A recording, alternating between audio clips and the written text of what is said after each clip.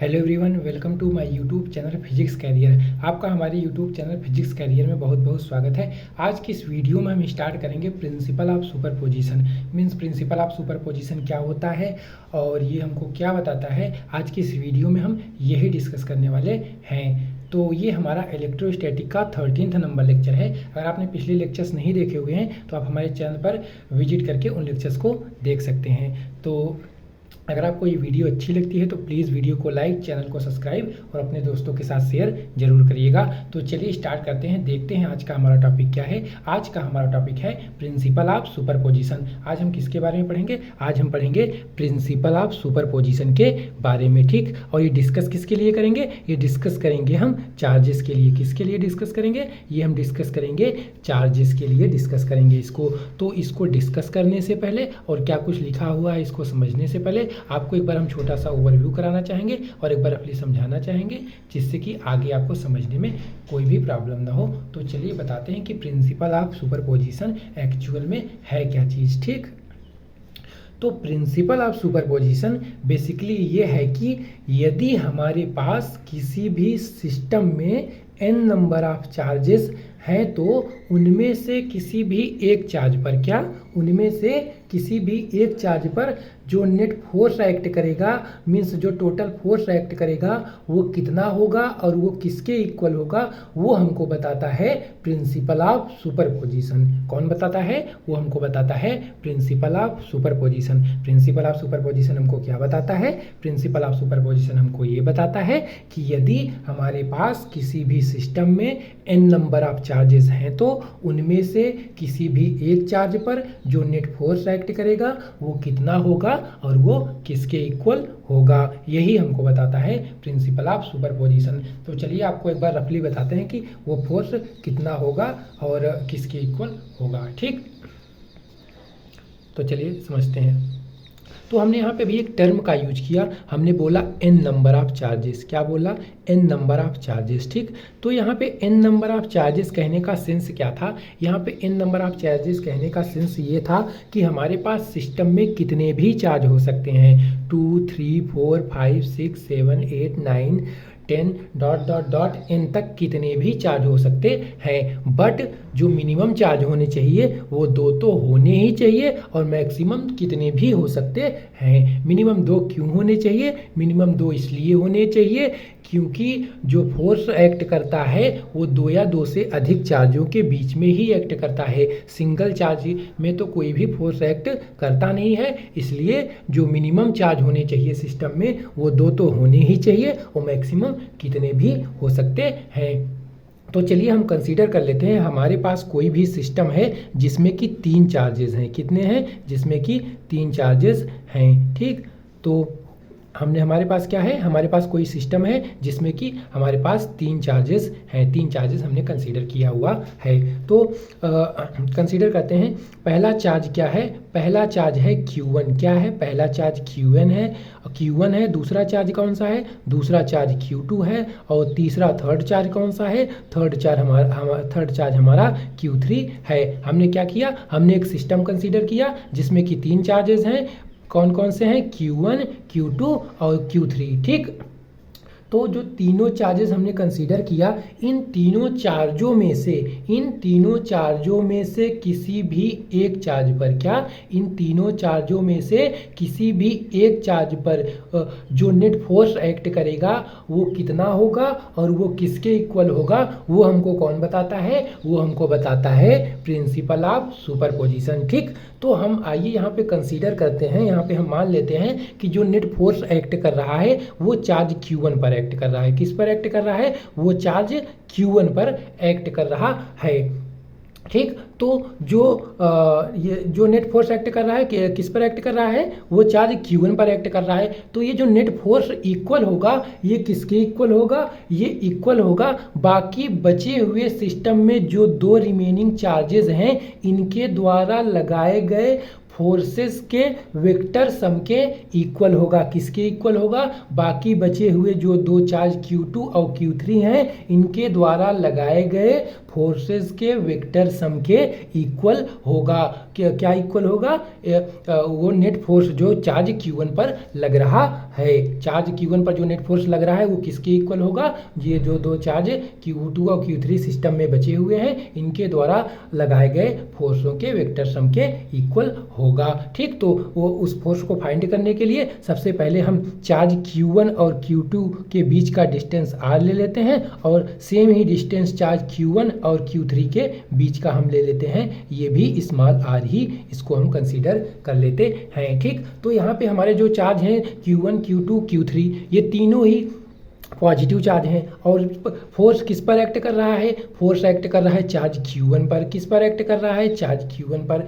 तो जो charge Q2 Q1 पर फोर्स लगाएगा वो कौन सा लगाएगा? वो रिपल्सन लगाएगा, क्योंकि पॉजिटिव चार्ज हैं दोनों, Q1 और Q2 भी और Q1 Q3 भी, तो दोनों फोर्स लगाएंगे वो रिपल्सन फोर्स ही लगाएंगे। तो जो चार्ज Q2 Q1 पर फोर्स अप्लाई कर रहा है वो हम मान ले रहे हैं इस डायरेक्शन में अप्लाई कर रहा है, मतलब इस डायरेक्शन में इसको रिपेल कर रहा है। ठीक, तो इस फोर्स को हम क्या बोलेंगे? इस फोर्स को हम बोलेंगे force on charge 1 due to 2। क्या? Force on charge 1 due to 2 means कहने का सेंस ये है कि जो फोर्स लग रहा है वो चार्ज 1 पर लग रहा है और जो फोर्स लगा रहा है वो चार्ज कौन सा है? वो चार्ज 2 है। ठीक, फोर्स 1 चार्ज नंबर 1 पर लग रहा है और फोर्स चार्ज नंबर 2 इस पर फोर्स अप्लाई कर रहा है। ठीक, और Q1 पर जो Q3 फोर्स किधर अप्लाई करेगा वो हम मान लेते हैं इस डायरेक्शन में ये अप्लाई कर रहा है, मतलब इधर इसको रिपेल कर रहा है। ठीक, तो इसको हम कौन सा फोर्स बोलेंगे? इसको हम बोलेंगे फोर्स ऑन चार्ज 1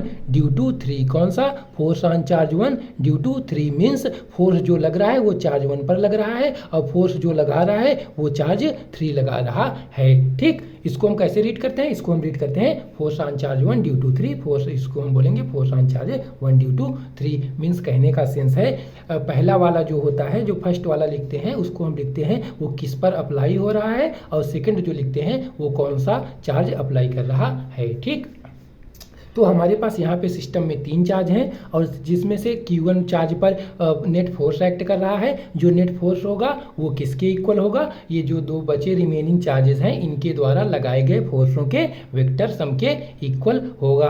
तो वे जो F टोटल हो जाएगा वो क्या हो जाएगा? F total is equal to ये जो दोनों चार्ज हैं इनका अगर हम वेक्टर सम कर देते हैं, इनको हम ऐड कर देते हैं, तो जो नेट फोर्स Q1 पर अप्लाई हो रहा है वो हमको मिल जाएगा। यही नेट फोर्स Q1 पर अप्लाई हो रहा है, यही चार्ज Q2 और Q3 चार्ज Q1 पर यही इतना ही नेट फोर्स अप्लाई कर रहे हैं और यही हमको बताता है प्रिंसिपल ऑफ सुपरपोजिशन। ठीक, तो आइए समझते हैं हमको यहाँ पे क्या कुछ लिखना है, क्या कुछ हमने लिखा हुआ है, क्या हम यहाँ पे डिस्कस करेंगे। आइए इसको हम समझते हैं। तो जो हमने अभी रफली बताया उसको यहाँ पे हम देखते हैं। ठीक, यहाँ पे हमने क्या कुछ लिखा हुआ है। तो वहाँ पे अभी हमने जो रफली बताया उसमें हमने सिस्टम में 3 चार्जेस कंसीडर किए हुए थे। कितने? उसमें हमने सिस्टम में 3 चार्जेस कंसीडर किए हुए थे, बट यहाँ पे हमने यहाँ पे जो हमारा सिस्टम है इसमें n नंबर ऑफ चार्जेस हैं। कितने?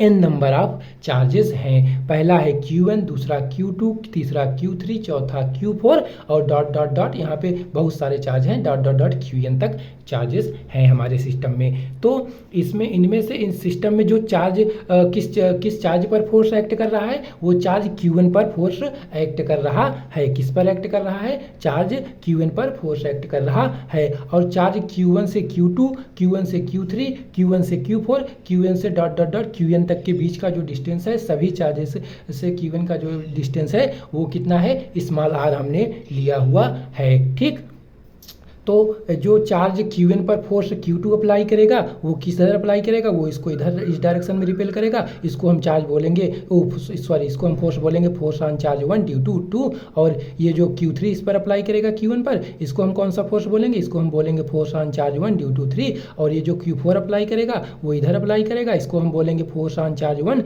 ड्यू टू 4 और 4 due to 4 and dot dot dot जो चार्ज Qn अप्लाई करेगा Q1 पर वो होगा force on charge 1 due to n। ठीक, तो यहाँ पे हमारे पास कोई सिस्टम है जिसमें कि n नंबर ऑफ चार्जेस हैं और n नंबर ऑफ चार्जेस में से जिसमें कि Qn चार्ज पर नेट फोर्स एक्ट कर रहा है। जो नेट फोर्स एक्ट करेगा वो किसके इक्वल होगा, वो इक्वल होगा बाकी बचे हुए सिस्टम में जो ऑल रिमेनिंग चार्जेस हैं इनके द्वारा अप्लाई किए हुए फोर्सों के वेक्टर सम के इक्वल होगा। ठीक, तो यहाँ पे हमने वही लिखा हुआ है स्टेटमेंट में, मतलब प्रिंसिपल ऑफ सुपरपोजिशन क्या है जो अभी हमने आपको यहाँ पे बताया वही लिखा हुआ है। आइए इसको हम बताते हैं क्या है इसका statement. According to this principle, इस प्रिंसिपल के according, if in any system having n number of charges like q1 q2 q3 dot dot dot qn, then the net force acting on any one charge is equal to the vector sum of forces due to all remaining charges.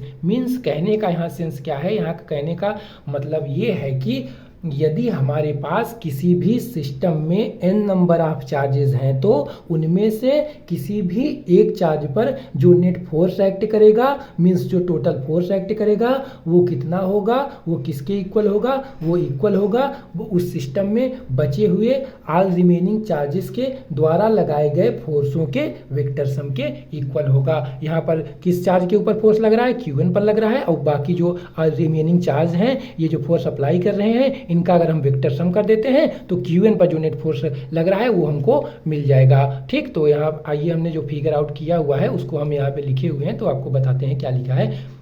Figure में हमने क्या consider किया है, consider the net force acting on charge Q1 due two charges Q2 Q3 Q4 dot dot dot Qn is force on charge 1 due to 2 comma force on charge 1 due to 3 comma force on charge 1 due to 4 dot dot dot force on charge 1 due to n respectively, ये respectively लिखा है। ठीक, as shown in the figure, जैसा कि हमने figure में दिखाया हुआ है। यहाँ पे हमने क्या लिखा है, यहाँ पे कहने का सेंस क्या है, यहाँ पे कहने का मतलब है कि हमारे पास जो सिस्टम है उसमें जो चार्ज Qn है उस पर जो फोर्स अप्लाई हो रहा है due to charge Q2 Q3 Q4 dot dot dot Q1 के द्वारा वो है force 12 comma force 13 comma force 14 और dot dot dot force 1n respectively. Respectively कहने का सेंस है कि क्रमशः मीन्स जो Q2 अप्लाई कर रहा है ये अप्लाई कर रहा है, Q3 जो फोर्स अप्लाई कर रहा है ये है, Q4 जो अप्लाई कर रहा है फोर्स ये है, Qn जो अप्लाई फोर्स कर रहा है ये है। ठीक, डॉट डॉट डॉट। तो then from principle of superposition, तो प्रिंसिपल ऑफ सुपरपोजिशन से हम लिख सकते हैं जो नेट फोर्स एक्ट करेगा, जो टोटल फोर्स एक्ट करेगा चार्ज Q1 पर वो किसके इक्वल होगा, वो इक्वल होगा force on charge 1 due to 2 plus force on charge 1 due to 3 plus force on charge 1 due to 4 plus force on charge 1 due to n। मतलब कि जो नेट फोर्स 1 पर एक्ट करेगा चार्ज 1 पर, बाकी बचे हुए जो चार्जेस हैं, ये जो बाकी बचे हुए चार्जेस हैं यहाँ पे सिस्टम में इनके द्वारा लगाए गए फोर्सों के वेक्टर सम के इक्वल होगा। इनके द्वारा यही फोर्सेस लगाए जा रहे हैं Qn पर और यही इनके इक्वल होगा। यही है हमारा प्रिंसिपल ऑफ सुपरपोजिशन, यही हमको बताता है प्रिंसिपल ऑफ सुपरपोजिशन। ठीक, तो यहाँ पे जो चार्ज F12 F13 F14 और डॉट डॉट डॉट F1 की वैल्यू क्या, F1n की वैल्यू क्या होगी आपको हम बताते हैं। यहाँ पे हमने लिखा हुआ है, देख सकते हैं। तो जो force 12 force on charge 1 due to 2 पे अप्लाई होगा वो क्या हो जाएगा, दो चार्जेस के बीच में कौन सा फोर्स लगता है, कूलम फोर्स, तो उसको हम लिख सकते हैं उसके अकॉर्डिंग 1/4 पाई एप्सिलॉन नॉट, और चार्ज 1 और 2 है तो हम लिख सकते हैं Q1 Q2 divide by r square, और 1/4 पाई एप्सिलॉन नॉट की वैल्यू K होती है तो इसको हम K भी लिख सकते हैं, K Q1 Q2 divide by r square. Similarly force on charge 1 due to 3, तो हमारे पास चार्ज Q1 और Q3 के बीच में कौन सा फोर्स लगेगा, वो होगा 1/4 पाई एप्सिलॉन नॉट Q1 और into charge Q3 divide by r square, और इसको हम इस टाइप से भी लिख सकते हैं। सिमिलरली यहाँ भी ऐसे ही लिख सकते हैं Q1 4 के लिए, और यहाँ पे डॉट डॉट डॉट सिमिलरली हम इसके लिए भी लिख सकते हैं। ये हमारा मैग्नीट्यूड फॉर्म है, और हमको अगर वेक्टर फॉर्म में लिखना हुआ, वेक्टर फॉर्म में भी आपको हम बता देते हैं कि वेक्टर फॉर्म में कैसे लिखना है। आप मैग्नीट्यूड फॉर्म को याद किए रहिए और वेक्टर फॉर्म आप लिख सकते हैं। तो वेक्टर फॉर्म को बता देते हैं कैसे वो लिखा जाएगा।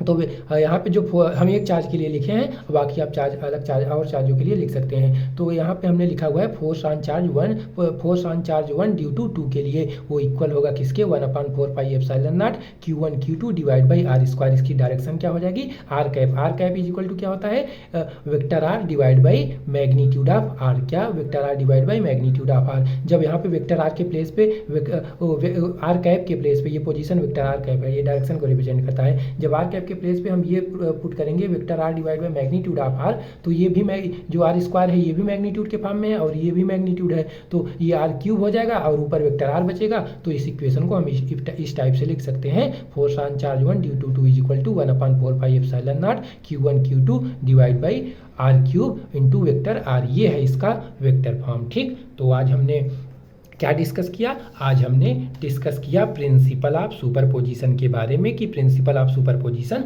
एक्चुअल में हमको क्या बताता है। तो अगर आपको वीडियो अच्छी लगी हो तो प्लीज़ वीडियो को लाइक, चैनल को सब्सक्राइब और अपने दोस्तों के साथ शेयर तो ज़रूर ही करिएगा। तो फिर मिलते हैं किसी भी नेक्स्ट वीडियो में नेक्स्ट टॉपिक के साथ। So thanks for watching this video, bye.